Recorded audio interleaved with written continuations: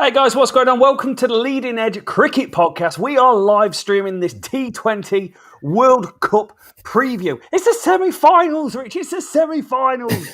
There's the energy. It is the semi-finals. We've got this far, Rob. I don't know how we've got this far, but we have got this far, haven't we? Looking forward to some big games. Huge games of cricket, mate.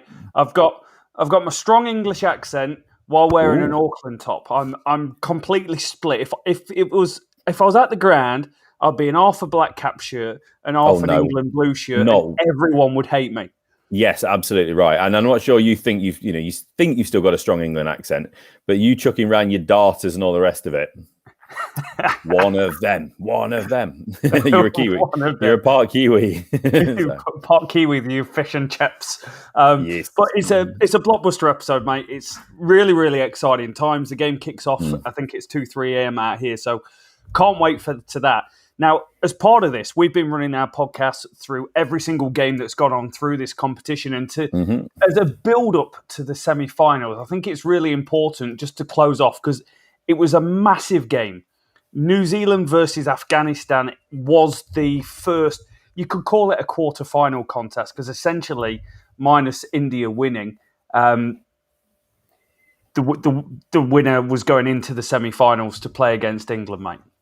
Yeah, absolutely. I mean, we built it up, didn't we? And everybody built it up. This was the first knockout game, in effect, wasn't it? It was also the game that would either give India a chance or completely screw India. Basically, that's what it is, isn't it? You know, we called it the big one, basically. So if New Zealand won, let's just clarify, they went through to the semi-finals. But if Afghanistan won, it would have meant the second-place team would be decided on net run rate between New Zealand, Afghanistan and India, assuming India went on to beat Namibia, which was the day after this game in the last group stage. But obviously, this was all made completely irrelevant as New Zealand clinched an efficient, clinical and convincing 8-wicket win with 11 balls left in this encounter.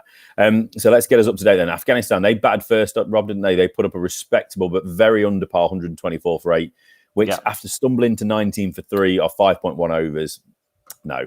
You know, Bolt, Milne, Southey all grabbed an early wicket each, and the seamers all kicking on. It was never, ever going to be easy. So after this, it was always going to be a struggle. I would say Najibullah Zadran batting down at 5 did everything he possibly could to keep Afghanistan in the game with his 48 ball 73. When you get 124 and you've got one bloke getting 73, there's a lot of people not contributing. Zadran hit 9 boundaries, Robert, including 3 sixes. 3 sixes, that is the same amount of boundaries as the rest of the team, basically. Wow. 3 boundaries for the other 10 blokes. Or, well, not quite the other 10 blokes. It's some couple of people with the pads on not responsible. Gulbuddin Naib, 15. Mohammed Nabi, 14, with the only of us to stick around for a little bit. Credit must go, though, to your bowlers, Rob, your darter Kiwi bowlers, who all produced some fantastic performances and figures. Trent Bolt led the way, 3 for 17. Tim Southey, 2 for 24.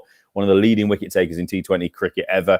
Adam Milne, 1 for 17, and Jimmy Neesham, 1 for 24, all off their allotted 4 overs. Ish Sodhi also grabbed himself a wicket. New Zealand, with the bat, 18.1 overs it took them to overcome the Afghani total and claim their place in the upcoming semi-final. Openers Martin Guptill, 28 of 23, and Daryl Mitchell, 17 of 12, got them off to a steady start. But once they both departed, it was down to skipper and absolute steady superstar. I don't know how to describe Kane Williamson in another way. That's what he is. Kane Williamson and Devin Conway, they saw them home. Williamson finished 40 not out off 42 balls, very steady, whilst Conway 36 not out off 32. Spin superstars Mujib ur Rahman and Rashid Khan both grabbed a wicket each for Afghanistan in their final World Cup game. It was great, mate. We did the live stream, or I did the live stream on here, and I was on mute for 36 minutes while I was chatting about the game, which was a fatal schoolboy error. But it was a trial, wasn't it? Just to see if it's something we'd do in the future. Yeah, and you know what? If you're going to go, the Black Caps are going to win by 8 wickets, you're probably going to say it's going to take them 18 overs to knock them off, and they've probably bowled really well and controlled the game really well throughout without doing anything spectacular. They bowled a lot of dot balls. They fielded really well. They got great opportunities and took control of them. And I think what was important, Adam Milne was exceptional. He bowled in the power play and they got away with it. They got extra overs of him early doors because he has been expensive throughout the competition. This was his best performance. Jimmy Neesham's a bowler that can go at 9s and 10s quite easy without batting an eyelid. He went at 6s. So they got great utilisation from their seam attack to back up Bolt and Southey doing spectacular Bolt and Southey type things. Santner and Ish, they were Steady. they were there. They didn't really add that much to the game, to be honest. But it was just a Kiwi performance. It was methodical. They did the basics well. And every time you talk about the Kiwis game, you always do the basics well. And they always, they don't go for many and they don't score very quickly. It's the same plan every time. Germany, I keep saying it. New Zealand are the German football team of this Cricket World Cup. Efficient. Got the solid players, good players, but they don't have those superstars or those flair players, maybe. So anyway, New Zealand got themselves through to that semi-final. Well deserved. But let's just wrap up the last couple of games. Pakistan, Scotland. So Pakistan, they completed the set to finish with a 100% record in Group B as they grabbed their 5th win by a margin of 72 runs against the Scotland team. It's probably polite to say they found it increasingly tough in the Super 12 stage of this World Cup. Pakistan, superb, only unbeaten team, weren't they? So they batted first. They got a total of 189 for 4. Babar Azam top scoring with 66 of 47, 8 boundaries, including 3 sixes.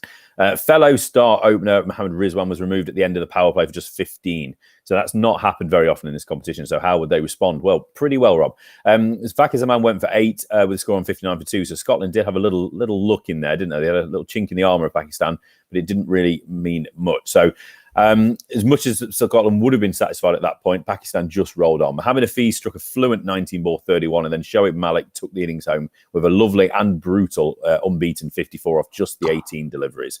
A brilliant display of 6 hitting with him clearing the rope 6 times in his short but brilliant innings. I think only 1 4 in amongst all that. Chris Greaves, that's hard to deal with it, isn't it? Chris Greaves grabbed 2 for 43, with the other 2 wickets going to Safian Sharif, 1 for 41, and slow left armer Hamza Tahir, who took 124 and bowled well as he only went for 2 boundaries in his 4 overs, which when you think about some of the destruction going on, that's really, really respectable figures for Tahir. Scotland started okay again, but as they were trying to get the innings moving, they lost a clump of top order wickets, finding themselves reduced to 41 for 3 in the 11th over. So that run rate's never going to cut it on that chase, but at least they weren't throwing wickets away in the first 10. Richie Berrington batted well to hold the innings together with a well-deserved half-century, finishing not out on 54 for 37. He'll be proud of that one. Scotland battered the overs to finish 117 for 6. Pakistan, as you'd expect, bowled well yet again. It's just what they seem to do. We spoke about New Zealand. Pakistan, very, very similar. They're just going about the business very quietly and very efficiently in some respects. Shalem Khan led the wicket takers with his stingy 2 for 14 off 4, with seamers Haris Rauf, Asif Ali and Shahid Shah Afridi all grabbing a wicket each. So Pakistan march on as the only unbeaten team left in the competition, and they must now be seen as favourites to take home the trophy. Especially when you consider how well they've done after the lack of match practice before the event and the change of the coaching setup. This has been a brilliant achievement by this Pakistan team.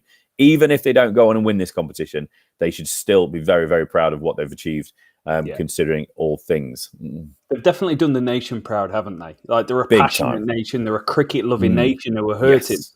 And they've come together, and the players have, proud as punch. There you go. There's the English in me coming out. It's proud as punch, these Pakistanis, and how they're going about the business.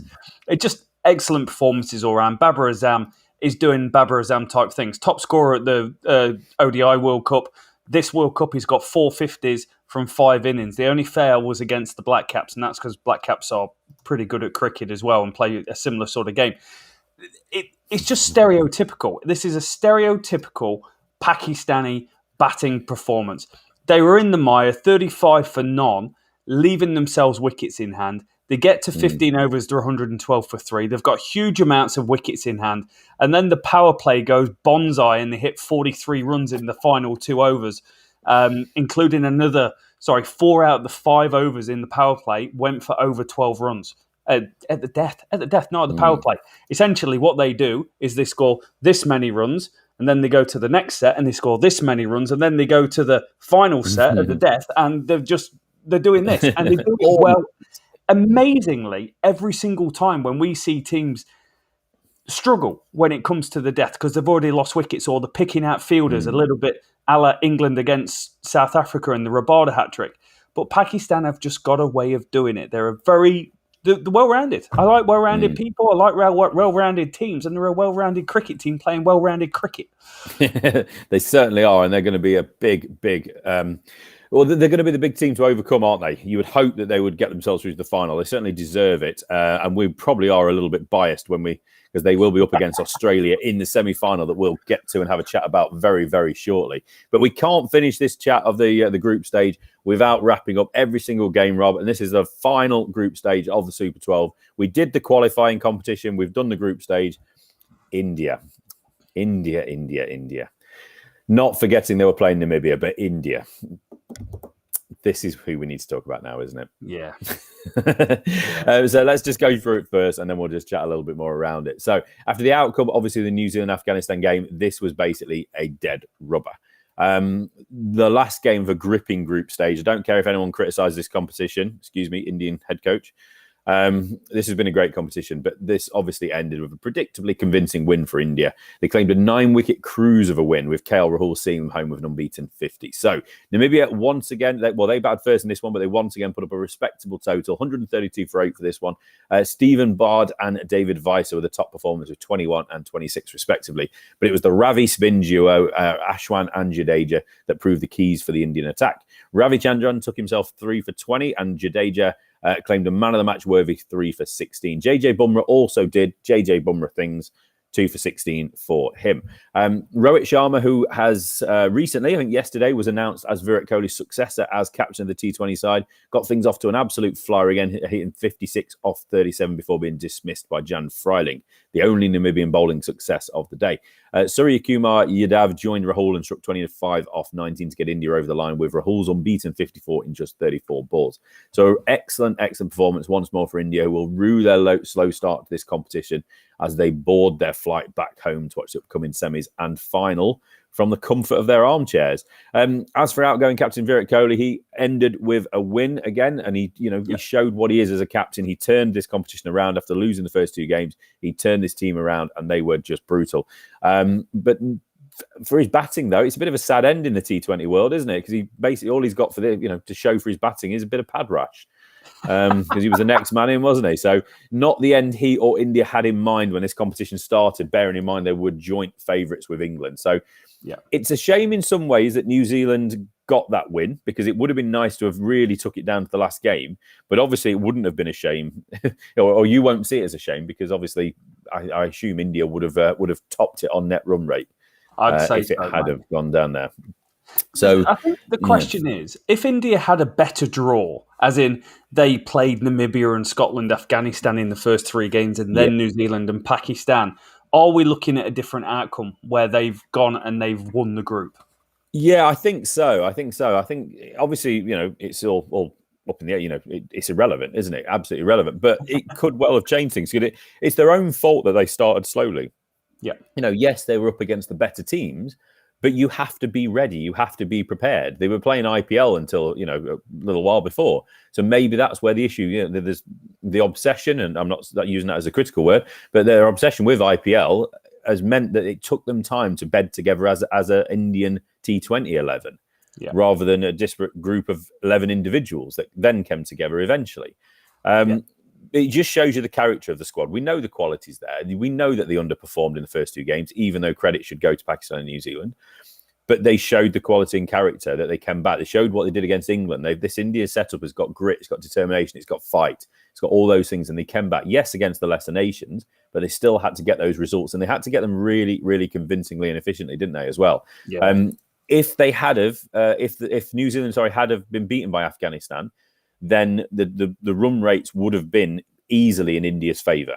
Yeah. Because New Zealand's would have come down a bit, Afghanistan's would have gone up a bit, but India finished 1.747, which was the best in the group, even better than Pakistan's. So they would have found themselves in the semi-final, but they've only got themselves to blame for not getting off the plane quick enough and getting, hitting the ground and getting moving. The way I look at it, I go, they've let themselves down. They, hands down, before we came into this tournament, to me, one of the favourites. Best players in the world.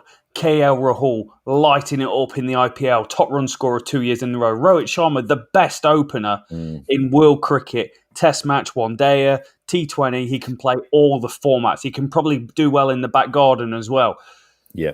Why did they put him at number 3 at the start of the tournament? Like, it's small things like that is purely down to coaching and coaches getting it wrong. And I think they fundamentally not worked out how their game is. And towards the end, they got it because Sharma, 74 against Afghanistan, 30 against Scotland, 56 against India. Rahul, 69, 50, 54 not out.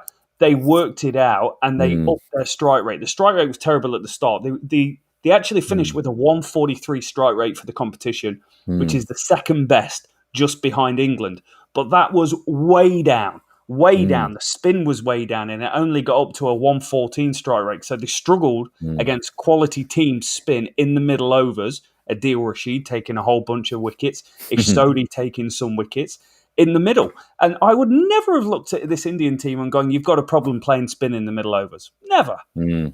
It's not the thing you would have expected to be pointing at as why have they not qualified for the semi-final. You would have thought maybe an injury or a couple of key players had gone out, a bit like England.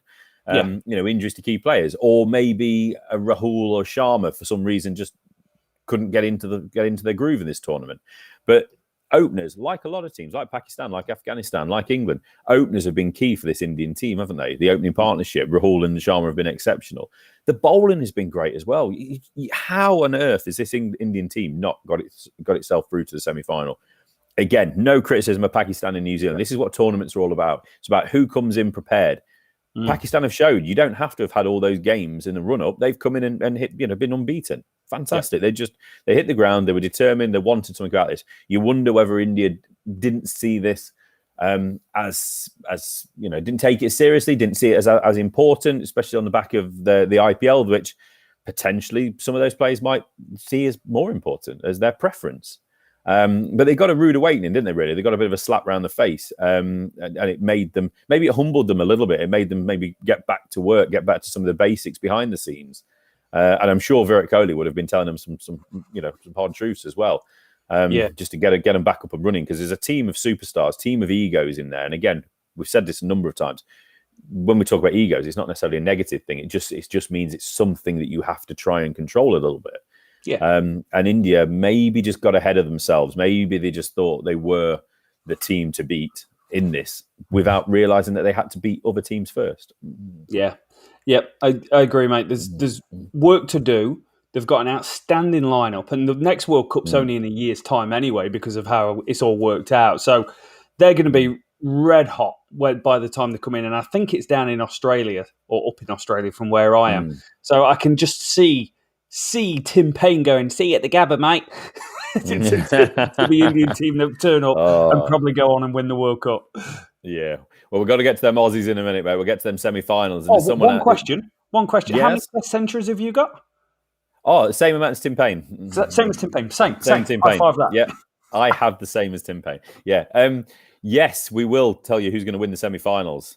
Java with Youssef is going to be off down to, if he's a gambling man, he might not be a gambling man, but he could be straight down to the bookies once we tell him who's going to win the semi-finals. We're going to tell you that right now, mate. We're going to get stuck into some semi-final action, Rich. It's what we're here for. It's the big cheese. It's the main event. It's like getting ready for a night out before the big night out. It's excitement. Absolutely. Yeah, we got two crackers coming up, haven't we? So if we just quickly mop up where we are. So obviously England and Australia qualified out of Group 1, both on 8 points. South Africa just missing out despite beating England, and then Pakistan and New Zealand. So that's where we are. Who's playing, Rob? England against New Zealand, a replay of the 2019 ODI World Cup final, a repeat of the 2016 T20 World Cup semi-final, which England won by 7 wickets. However, it won't be history repeating exactly because the star of that game, Jason Roy, who struck a rapid 78, is going to be the missing man at the top of the England order for England. Hamstring injury, obviously sustained it in their last game against South Africa, has ruled him out the remainder of the competition. James Vince, never far from an England squad, was called up as his replacement. We should just call him England squad shadow man. He's just always there, just waiting around the corner, isn't he? He could find his way into the starting 11 if they go like for like change. Skipper Owen Morgan will wait to see the surface before a decision is made. Is it a batting? Is it a straight swap batting sort of deck? I think Vince would be in for Roy if they go that. I don't think Sam Billings, who's the other batting cover, will get the game ahead of Vince. But if they go with the extra bowler, it's an option, isn't it? Left arm of David Willey maybe being the favourite if they want variation with the ball. Option in the power play. Bowls well at the death. he could be in there. But maybe if they want that extra pace and bounce, Reece Topley could be the man. I don't think it'll be Tom Curran. I don't think it will be the other one that I've forgotten who it is at the moment, Rob. But I'm sure there's another one out there in the squad. Either way, whatever the change is, I think we'll expect to see Johnny Bairstow jump up into the opener spot alongside Josh Butler. And if they go with that extra batter, they'll fill in at some point in the order. As for New Zealand, Rob, no new injury worries and could well be unchanged. It'll be interesting to see if they do tweak the bowling attack. There are some risks in there, isn't there, with Milne, Neesham, as well as the two spinners. But I'm sure you'll have more on that. And I'm pretty sure you've got a couple of big matchups to tease the cricketing world with. Wetting of the whistle. Ooh, I yes. don't think that the Black Caps should change their team. They've got depth. Depth. So you've got your Southey and Bolt combination, which is absolute world class and doing it time and time again. And in this tournament, Bolt taking wickets for days, Southey picking up wickets, and consistent, going for 1 for 20, 1 for 24, 1 for 26, 1 for 30. You know what you're going to get with Tim Southey. It's like getting baked beans on toast, and you eat baked beans on toast. He's just a really Heinz. He's quality baked beans.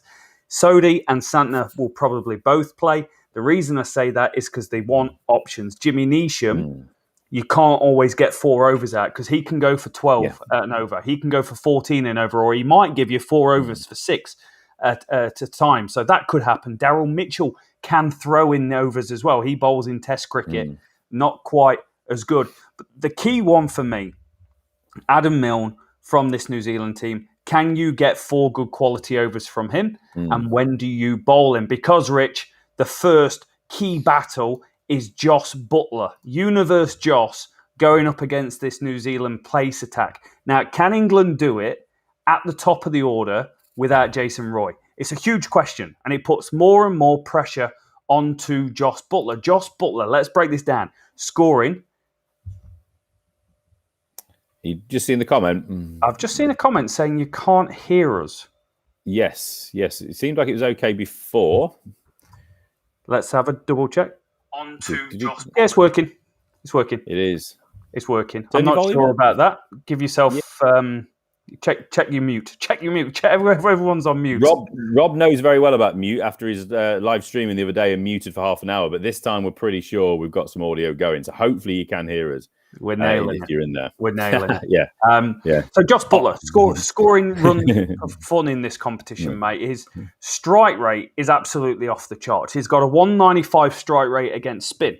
And you're looking at him and he scored 240 runs and he's doing this and he's doing that. But the fundamental problem is he's scoring 101 against spin.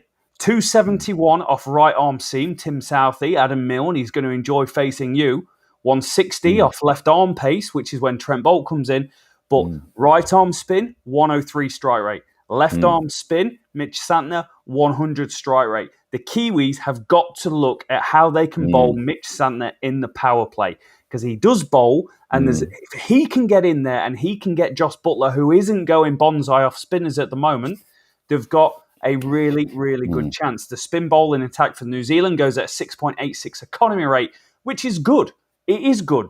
England's is better, but the New Zealand seam attack for the rest of this lineup has got a 6.07 economy rate throughout, and that is where the consistency comes. They build pressure, and everyone does their job.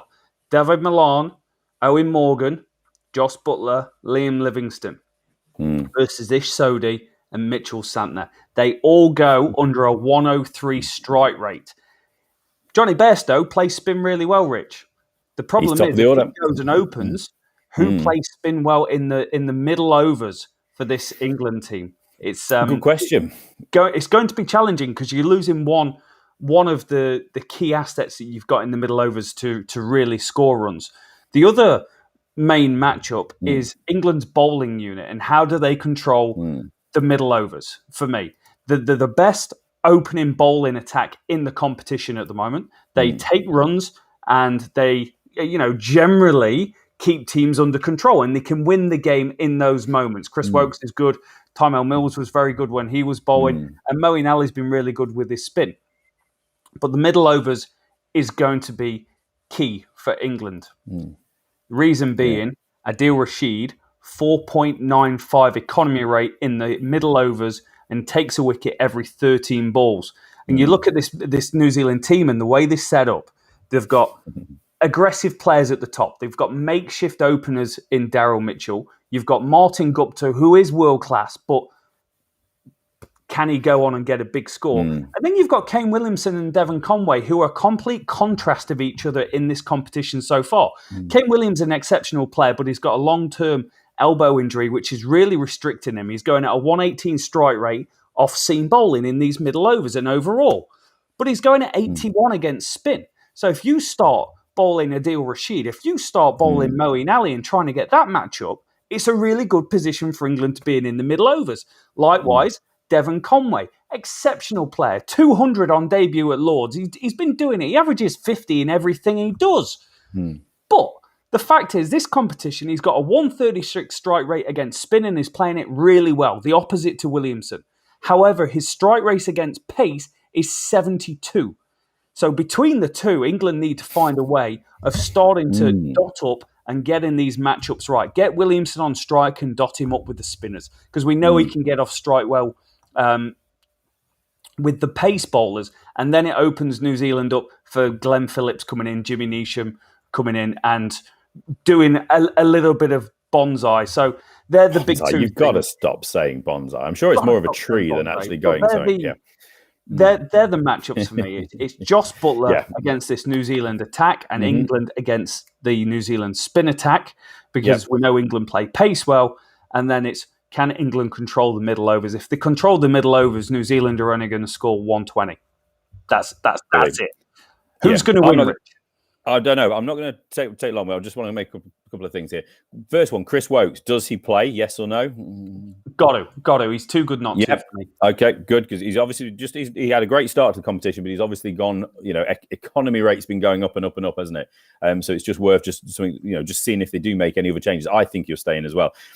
Kane Williamson, I think he's been doing what he needs to do. I think strike rate is reflective of that. I also think a little bit that I think this England batting lineup will do what they need to do.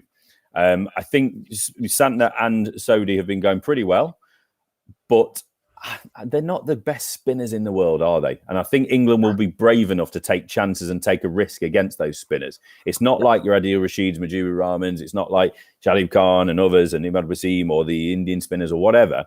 These are pretty relatively ordinary spinners in the world scheme of things, aren't they? In the world cricket. So I think England will have success against them. So I think you've got to go after Santner. You've got to pick your guy. He's the weak link, mate. Yeah, absolutely. So for me, who's going to win? England. It's got to be. Come on. Just me.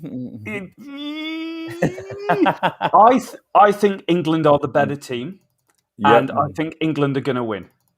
And I think they're going to win. I think they're going to win for a few reasons. Glenn Phillips can't get it off the pitch from right arm seam bowling, nor can Devin Conway. There's your number 4 and 5 that's struggling against that. Daryl Mitchell's a makeshift opener. I think he'll get found out. A lot of pressure on Gupta, a lot of pressure on Kane Williamson, who can't get spinners off the track.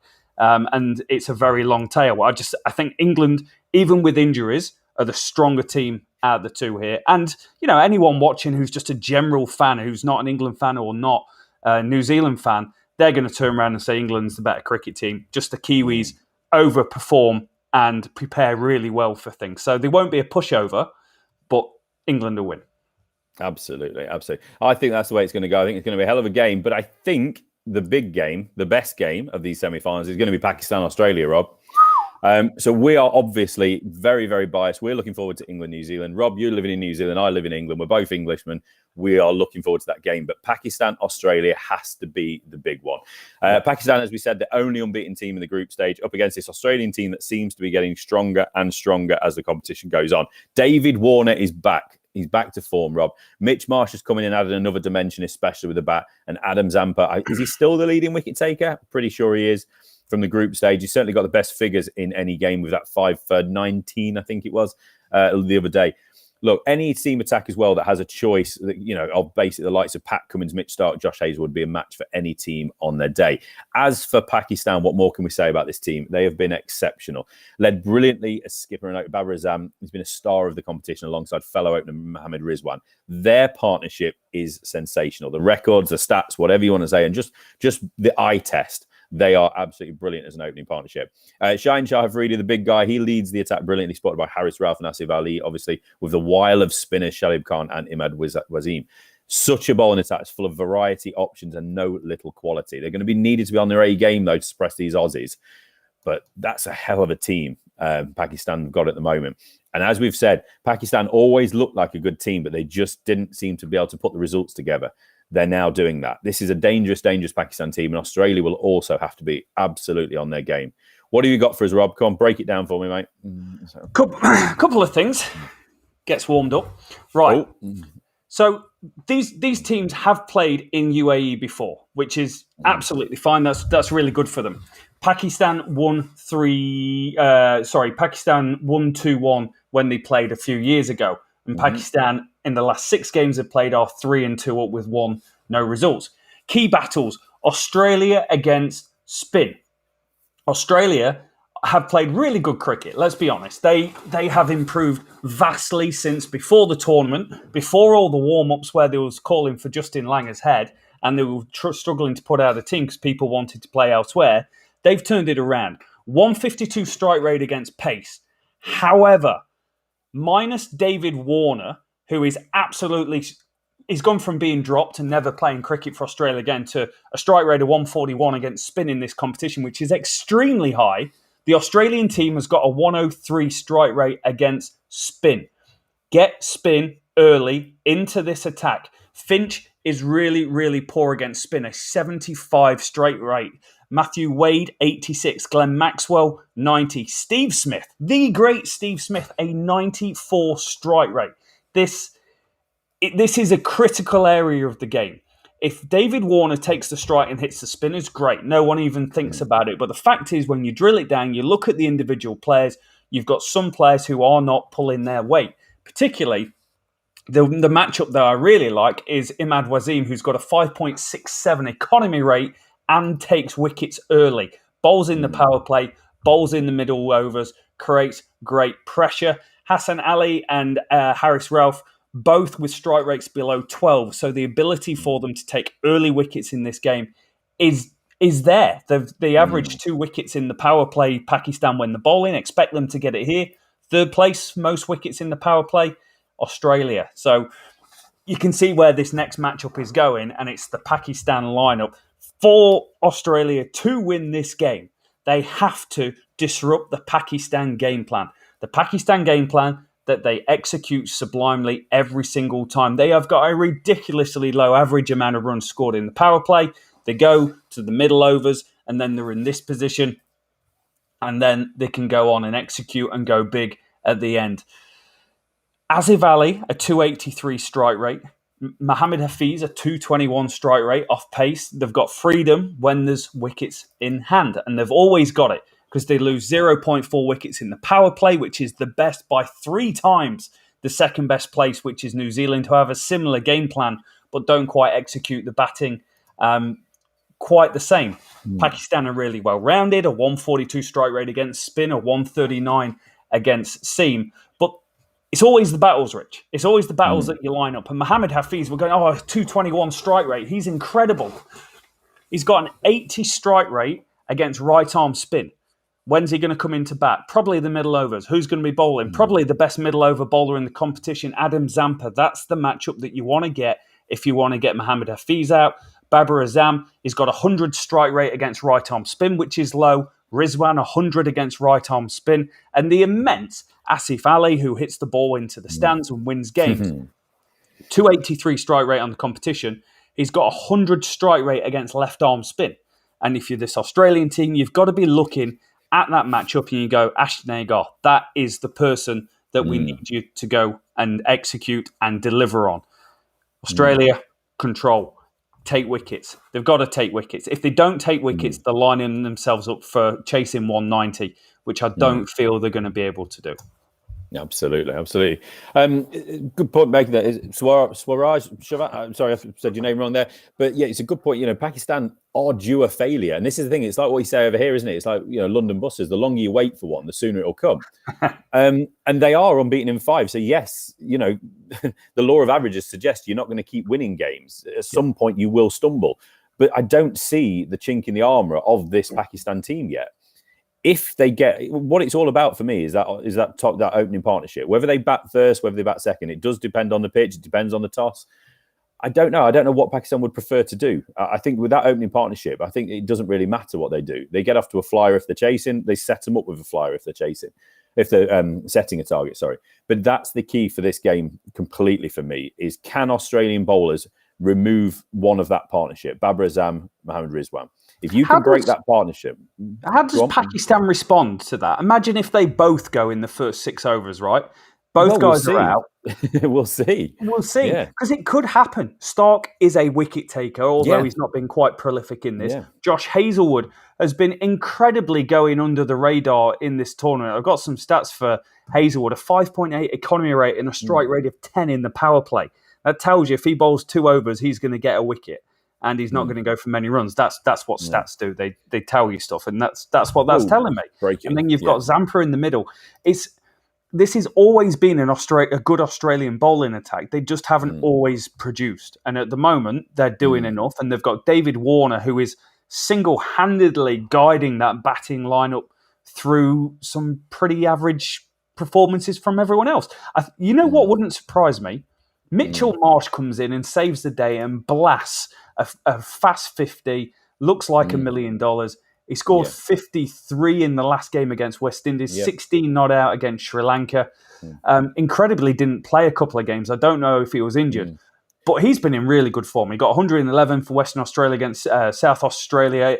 He got 51 in playing in Dhaka against Bangladesh. Extremely talented player, and they like him because he's a needle changer. And the way I say needle changer is the needle's doing this, and then he can come in and hit some balls, and you start heading in the right direction and change the momentum. Yeah, he's changed the way he plays the game, hasn't he? He was quite a steady player a couple of years ago, but they went over to West Indies and played some cricket not long ago, in advance of this tournament, and the handbrake was off for him. He suddenly just went. I don't know if he started realising his international career might be over unless he starts doing something. So when you remove that pressure, you remove that expectation, you can suddenly perform. And that's exactly what he's doing now. He doesn't seem to be playing with any pressure or any restrictions on him whatsoever. The lineup looks better, doesn't it? Smith's dropping down the order. He'll be batting at 11 by next year in this T20 team, if he's still in the team. Maybe he's back in as a leg spinner. Who knows? Where he started, it's gone full circle for him. But this Australian team looks pretty good. But for me, again, it's that Pakistan opening partnership. If they can bat through, then I think Pakistan have got halfway. They're halfway there, basically. They'll put a score on because they know how to bat the rest of the innings when that partnership goes through. Azam has been simply quality, leading run scorer in the competition.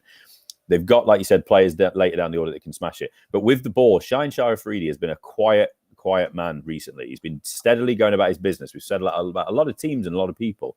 I think he's going to come big in this tournament. I can see him getting 3 or 4 wickets. And being part of the reason they either restrict Australia or bowl them out setting a target. He's an X factor, isn't he? Yeah, absolutely. Talismanic sort of guy. I really want to see Pakistan put under pressure. They were under pressure against the Black Caps, but these are the stats: 97 strike rate in the first 6 overs they go at, but they don't concede wickets. They move up to a 136 and they score at 216 at the death, which is 20 runs on the strike rate ahead of England, who are in second. They've only been 5 wickets down going into the death once, and that was the closest game they had against the Black Caps, the one with 8 balls to spare, thanks to Azif Ali starting to stick in the ball in the stands. So the thing that they really need, the Aussies really need, is either they need wickets or they need immense control, and that's what the Black Caps had when they challenged Pakistan and gave them the best account so far in the competition. But I just want to see it. I really enjoy watching Babar Azam back, so I don't want to see him out, but I want to see them challenged and have to do something different. Because at the moment, they've got blueprint, and they're executing to blueprint every single time they take the pitch, and no one can get near them. Yeah, absolutely. Absolutely. So, if you want to take that one first before we wrap this one up, go for it, Rob. Pakistan's biggest challenge will be to bat first, putting a decent score against a good bowling lineup if they lose the toss. I agree with that. I agree. I think they're a very good chasing team. I think they're a hard team to get over in the middle overs. They can, though, but they stretch themselves because Pakistan chose to go and field first in the last two group games that they played in. So and that's clever because, when you're playing against lesser teams, you've already qualified. It's not just about winning a game of cricket. It's about what do we need to learn about ourselves to be able to make sure we go and win the World Cup. You're not the World Cup winning team, the first group game that you go and play in these competitions. And I liked the fact that they went and did that, and they posted big scores. They got 189, I think, in one of the games, and they've looked equally as good doing it. You could say. I'm yet to see the weakness. Rich, what about you?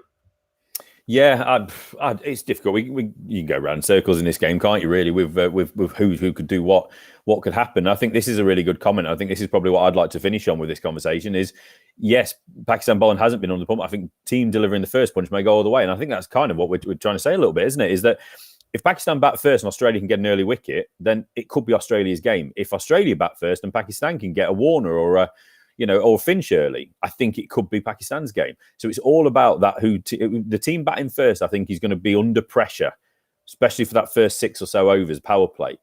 Can they keep wickets in hand? Australia would suit them as well if they can keep the openers going, because that's their real strength, isn't it? Finch, Warner.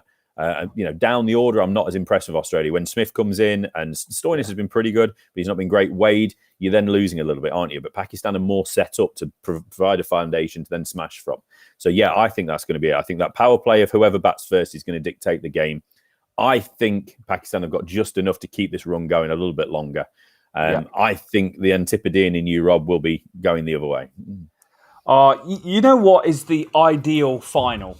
I think for Pakistan cricket, they win, the Black Caps win, and they go and beat the Black Caps in the final. Because let's make no bones about Revenge. it. Pakistan cricket hates New Zealand cricket right now. At the moment. I think if before the tournament, if you could have said, what does it look like? Beat India, beat the Black Caps, win the competition. So there's every chance it can happen. So I take it you're going for a Pakistan victory. Yeah, I'm going Pakistan-England final. You're going New Zealand, Australia? Just to go the other way? No. I think you'll recall that before we started this competition, we did the T20 preview. One of us, currently sat in New Zealand, turned around and said it will be a Pakistan-England final and Pakistan will win. Wow. Okay. Well, you're still going. I can't remember what I said.